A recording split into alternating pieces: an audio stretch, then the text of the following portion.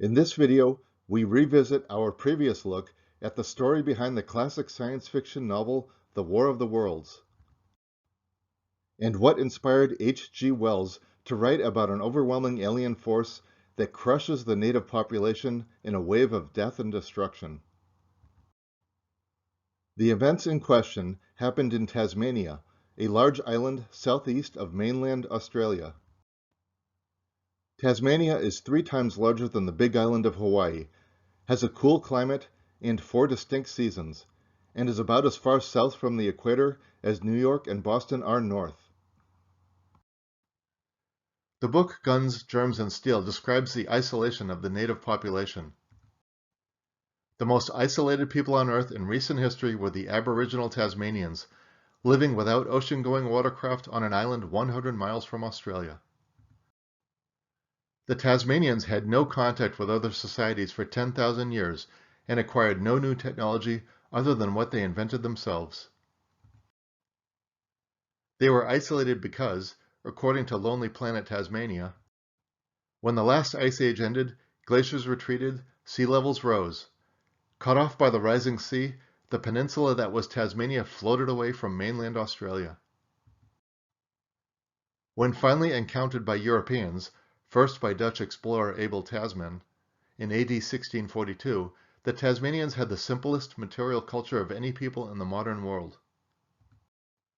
Like mainland Aborigines, they were hunter-gatherers without metal tools, but they also lacked many technologies and artifacts widespread on the mainland. Lonely Planet Tasmania describes how a British governor in Australia established permanent settlements and prison colonies in Tasmania in the late 18th and early 19th centuries.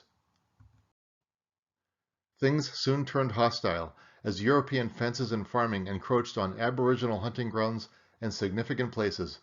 By the 1820s, these territorial disputes had developed into the so-called Black Wars. Aboriginal groups were systematically murdered, arrested, or forced at gunpoint from districts settled by whites.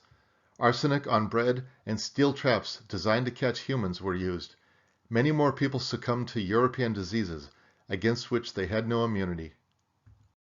In 1804, the year of the first white settlement at Hobart, there may have been as many as 7,000 Aboriginals. By 1824, there were only a few hundred left. Between 1829 and 1834, 135 indigenous people were transported to Waibalana, a settlement on Flinders Island, to be civilized and educated. After 14 years, only 47 survived. Waibalana was eventually abandoned, and the survivors transferred to mainland Tasmania. Within a decade, half of the 47 were dead. Truganini was the last survivor of the group of the last 135 Tasmanians captured and shipped to a reservation on Flinders Island. She died in 1876, aged 64. Descendants of Tasmanian Aboriginals survived on other islands and later returned to Tasmania. The good news is the genocide against the natives of Tasmania was not complete. According to the Australian Bureau of Statistics, in Tasmania, 30,000 people identified as Aboriginal and/or Torres Strait Islander in the 2021 Census of Population and Housing. Personally, I do not blame just the Europeans for their rough treatment of natives in foreign lands. We should not excuse bad behavior, but we also need to criticize more than just a few selected nations. History is full of conflict, from empires fighting empires to empires fighting smaller nations and tribes fighting tribes. Not only did the Europeans conquer much of the world, but the Mongols conquered China and Eastern Europe, while the Aztecs, Comanches, and Zulus conquered neighboring tribes in the Western Hemisphere and Southern Africa. Wars sweep back and forth through human history like waves in a turbulent sea. Many nations have taken their turn as conqueror and conquered.